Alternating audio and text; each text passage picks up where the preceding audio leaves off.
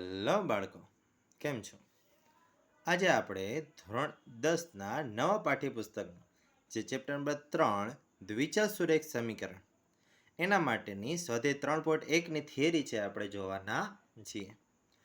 હવે જોઈએ કે ભાઈ દ્વિચલ સુરેખ સમીકરણ પહેલાં તો કોને કહેવાય, એમાં દ્વિચલ સુરેખ સમીકરણની પહેલાં તો વ્યાખ્યા સમજવાનો પ્રયત્ન કરીએ કે ભાઈ દ્વિચલ કોને કહેવાય. એટલે કે જે સમીકરણમાં બે ચલ હોય અને બંને ચલની ઘાત એક હોય તો તેને દ્વિચલ સુરેખ સમીકરણ કહે છે. એટલે કે દ્વિચલ સુરેખ સમીકરણની વ્યાખ્યા કંઈક હવે આપી શકાય કે ભાઈ જે સમીકરણમાં બે ચલ આવેલો, કારણ કે દ્વિચલનો અર્થ શું થાય? દ્વિનો અર્થ થાય છે બે અને ચલનો અર્થ થાય ચલ. એટલે કે જેમાં બે ચલ આવેલા હોય એવું સમીકરણ, અને પાછું સુરેખ છે. સુરેખનો અર્થ શું થશે? તો કે સુરેખ બહુપદી આપણે આ બીજા ચેપ્ટરમાં ભણી ગયા બાળકો, યાદ કરીએ કે જેમાં બહુપદીમાં ચલની ઘાત એક હોય એને આપણે સુરેખ બહુપદી કીધી હતી. એટલે સેમ એ રીતે અહીંયા જેમાં બે ચલ હોય અને બંને ચલની ઘાત એક હોય તેને આપણે દ્વિચલ સુરેખ સમીકરણ છે કહીએ છીએ. પણ આપણો આ જે ચેપ્ટર છે એની અંદર આપણે કેવા દ્વિચલ સુરેખ સમીકરણ જોવાના છીએ? તો કે જેમાં બે બેની પેરમાં દ્વિચલ સુરેખ સમીકરણ હોય એવા આપણે દ્વિચલ સુરેખ સમીકરણ છે જોવાના છીએ. તો આ જે દ્વિચલ સુરેખ સમીકરણ છે એનું વ્યાપક સ્વરૂપ કેવું હોય તો એ આપણે લખીએ તો કે દ્વિચલ સુરેખ સમીકરણનું વ્યાપક સ્વરૂપ. વ્યાપક એટલે તો કે અહીંયા એ બી અને સી ની જગ્યાએ આપણે અલગ અલગ કિંમત મૂકતા જઈશું એમ આપણને એની અલગ અલગ કિંમત છે મળતી જશે, નવા નવા સમીકરણ બનતા જાય. એટલે કે એનું વ્યાપક સ્વરૂપ કંઈ આવું છે કે ax plus by plus C બરાબર 0, અને જ્યાં a નો વર્ગ પ્લસ b નો વર્ગ ઇઝ નોટ ઇક્વલ ટુ 0 છે અને a b અને c is belongs to r છે. મતલબ કે r માંથી તમે કોઈ પણ સંખ્યા છે અહીંયા a b c ની જગ્યાએ મૂકી શકો છો. એટલે આ એક શરત છે, ખાસ યાદ રાખજો બાળકો, કારણ કે ઘણીવાર છે શોર્ટ ક્વેશ્ચનમાં આ શરત છે પૂછાય છે. કારણ કે ઘણા બધાને આ વ્યાપક સમીકરણ યાદ હોય પણ આ શરત છે ઘણા બધા વિદ્યાર્થીઓ છે ભૂલી જતા હોય છે. ચલો હવે જોઈએ કે ભાઈ દ્વિચલ સુરેખ સમીકરણનું વ્યાપક સ્વરૂપ આપણને ખબર પડી ગઈ કે ભાઈ ax plus by plus c બરાબર 0 છે. પણ હવે અહીંયા જે આપણે આ ચેપ્ટરમાં જોવાના છે એ યુગ્મો જોવાના છે. યુગ્મો મતલબ કે બે બેની પેર જોવાની છે. તો હવે માની લે કે ભાઈ પહેલું જે દ્વિચલ સુરેખ સમીકરણ છે એવું છે કંઈક a1x plus b1y plus c1 બરાબર 0, અને બીજું સમીકરણ કંઈક એવું છે a2x plus b2y plus c2 બરાબર 0. એટલે છે તો ઉપરનું જ, પણ જે પહેલું સમીકરણ છે એમાં બધે આપણે એક એક નંબર આપી દીધો, 1 કહી દીધું, a1 b1 અને c1. બીજું જે સમીકરણ છે એમાં આપણે a2 b2 અને c2 કહી દીધું. અને અહીંયા એની શરત પણ સેમ એની જ છે કે a નો વર્ગ પ્લસ b નો વર્ગ ઇઝ નોટ ઇક્વલ ટુ 0.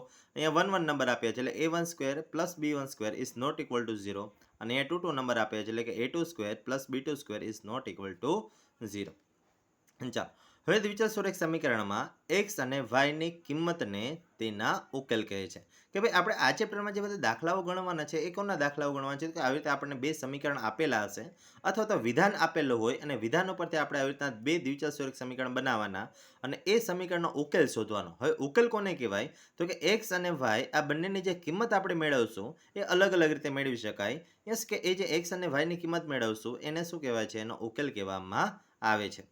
અને દ્વિચલ સુરેખ સમીકરણનો જ્યારે આપણે આલેખ દોરીએ ત્યારે આલેખ કેવો મળશે? તો કે એ આલેખ આપણને રેખા મળશે. યાદ કરો બાળકો, આપણે ધોરણ 9માં જે ચોથું ચેપ્ટર છે યસ એમાં આપણે આવા આલેખ છે જોઈ ગયા છીએ.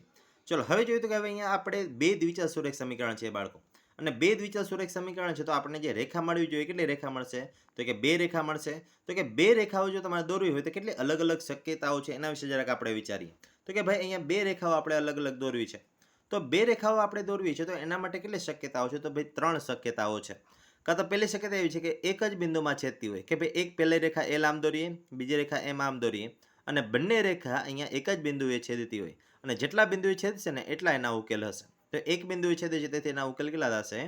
એક થશે.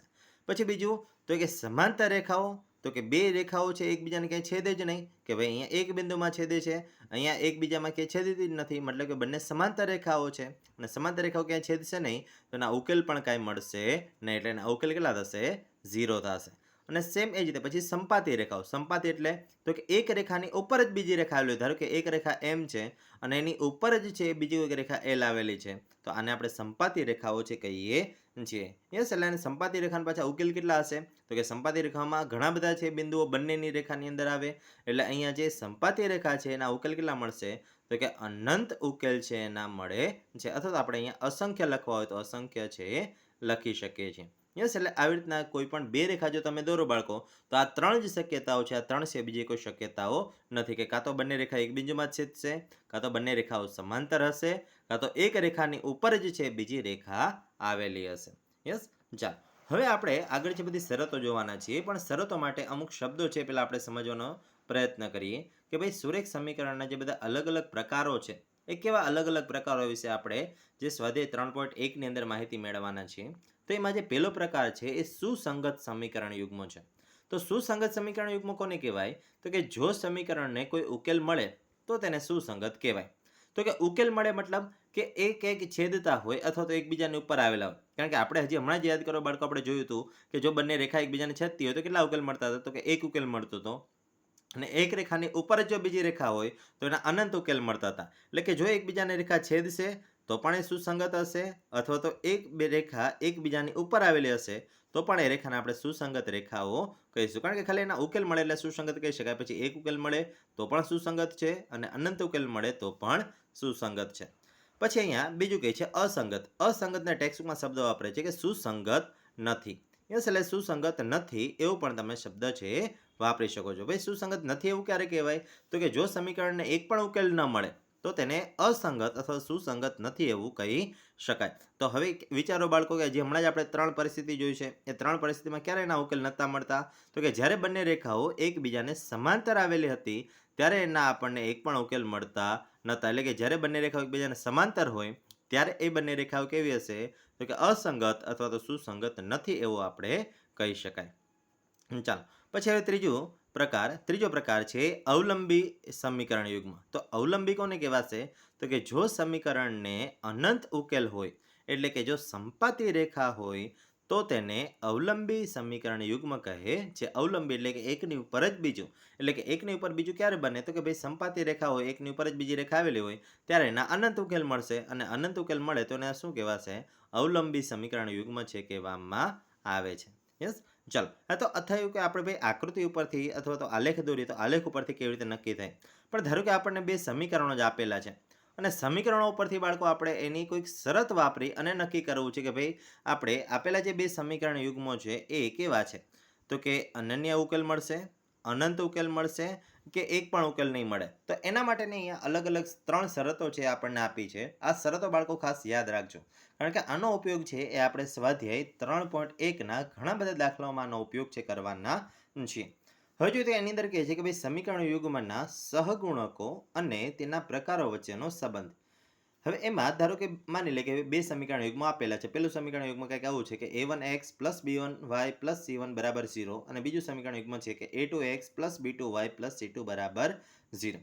હવે આના માટે પહેલી શરત કંઈક એવી છે કે a1/a2 અને b1/b2 આ બંનેનો ગુણોત્તર છે ને એ સરખો ન હોય, બંનેનો ગુણોત્તર અલગ અલગ હોય.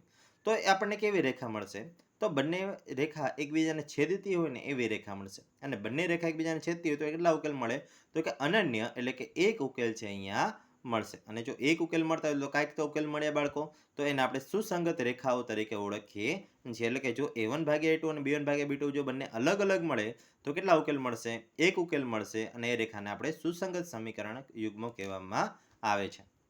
અને ચલો બીજું, તો કે હવે a1/a2 એ બંનેનો ગુણોત્તર અને b1/b2 અને c1/c2 ત્રણેયનો ગુણોત્તર જો સરખો છે તો શું થાય?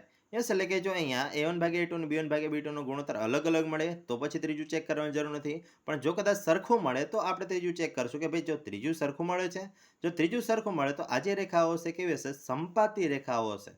સંપાતી એટલે કે એક રેખાની ઉપર જ બીજી રેખા આવેલી હોય અને એક રેખાની ઉપર જ બીજી રેખા આવેલી હશે તો કેટલા ઉકેલ મળશે આપણને? અનંત ઉકેલ છે મળશે. યસ, અને અનંત ઉકેલ મળે છે એટલે એને આપણે સુસંગત રેખાઓ તરીકે પણ ઓળખીએ છીએ. એટલે કે જો ત્રણેય ગુણોત્તર સરખા તો એ અનંત રેખાઓના આપણને અનંત ઉકેલ છે અહીંયા મળશે. પણ ક્યારેક એવું થાય કે ભાઈ a1/a2 અને b1/b2 કે પેલા બે ગુણોત્તર સરખા છે, પણ ત્રીજો ગુણોત્તર છે જો અલગ હોય તો કેવી રેખાઓ મળે? તો સમાંતર રેખાઓ મળશે, અને સમાંતર રેખાના કોઈ જ ઉકેલ મળતા નથી, તેથી એના એક પણ ઉકેલ હશે નહીં. એના ઉકેલ નથી મળતા તેથી આપણે સુસંગત નથી એવું કહી શકાય. કારણ કે સુસંગત ક્યારે કહેવાય? તો કે જ્યારે એના ઉકેલ મળતા હોય ત્યારે સુસંગત કહેવાય. એટલે એક ઉકેલ મળે ત્યાં પણ ઉકેલ મળશે, અનંત ઉકેલ મળે ત્યાં પણ ઉકેલ મળશે. એટલે ઉપરની બંને પરિસ્થિતિમાં સુસંગત છે, પણ ત્રીજી પરિસ્થિતિમાં એક પણ ઉકેલ નથી મળતા એટલે સુસંગત નથી. યસ, ફરીથી યાદ કરી લે બાળકો, કારણ કે આ શરત ખાસ અગત્યની છે. a1/a2 b1/b2 જો બંને અલગ અલગ હોય તો એક ઉકેલ મળે અને સુસંગત છે. ત્રણેય સરખા હોય તો અનંત ઉકેલ મળે અને સુસંગત છે. પણ પહેલા બે સરખા હોય A1/A2 અને B1/B2 સરખા હોય પણ C1/C2 જો અલગ હોય તો એ બંને રેખાઓ પરસ્પર સમાંતર હશે એટલે એક પણ ઉકેલ મળશે નહીં અને રેખાઓ એ સુસંગત નથી એવું આપણે કહી શકાય. અને ચલો બાળકો હવે જોઈએ કે આ ચેપ્ટરની અંદર આપણે કઈ કઈ અલગ અલગ રીતો શીખવાના છીએ ઉકેલ શોધવા માટે એ જોઈ લઈએ. પછી એક એક સ્વાધ્યાયમાં આપણે એક એક રીત છે એ શીખતા જઈશું. તો કે ઉકેલ શોધવાની રીત, તો કે સૌથી પહેલી જે ઉકેલ શોધવાની રીત છે કઈ છે તો કે આલેખની રીત છે એ છે. પણ આલેખની રીત બને ત્યાં સુધી આપણે જે ગુજરાત બોર્ડની જે પરીક્ષા છે એની અંદર પૂછાતી નથી, કારણ કે આલેખની રીત જો પૂછે તો એની અંદર આલેખ આપવા પડે તો જ તમે છે આલેખ પત્રની અંદર તમે દોરી શકો. પણ આપણે ગુજરાત બોર્ડમાં બને ત્યાં સુધી ક્યારે આલેખ અત્યાર સુધી ક્યારે આપ્યા નથી. યસ, એટલે આપણે આલેખની રીત છે પૂછવાની શક્યતા બહુ જ નહીવત છે એવું કહીએ તો પણ ચાલે. યસ, એટલે આલેખની રીતે છે આપણે ઉકેલ શોધી શકીએ. બીજી રીત છે આદેશની રીત. યસ, એટલે આદેશની રીતે પણ છે આપણે ઉકેલ શોધી શકીએ. જે બીજું જે સ્વાધ્યાય છે 3.2 એની અંદર આપણે આદેશની રીત શીખશું બાળકો. અને જે ત્રીજું જે સ્વાધ્યાય છે એની અંદર આપણે લોપની રીત છે શીખવાની છે. અને ચોથી એક ચોકડી ગુણાકારની રીત હતી પણ એ નવી ટેક્સ્ટબુકની અંદર જે ચોથી રીત છે એ કાઢી નાખી છે. યસ, એટલે આવી રીતના આપણે દરેક સ્વાધ્યાયમાં એક એક રીત છે શીખતા જવાનું છે. યસ, એટલે બાળકો અહીંયા આજે સ્વાધ્યાય 3.1 માટેની જે થિયરી હતી એ પૂર્ણ થાય છે. અને બાળકો આવી જ રીતે ધોરણ 9 અને ધોરણ 10ના દરેક સ્વાધ્યાય અને દરેક ઉદાહરણના દાખલાઓ તથા દરેક સ્વાધ્યાય માટેની થિયરીઓ એ આપણી આ જે યુટ્યુબ ચેનલ છે એની અંદર શીખવાડવામાં આવે છે. તો આવી જ સરસ મજાની બધી થિયરીઓ શીખવા માટે આપણે આ જે યુટ્યુબ ચેનલ છે એને ખાસ લાઇક અને સબસ્ક્રાઈબ છે એ કરી દેજો. થેન્ક યુ બાળકો.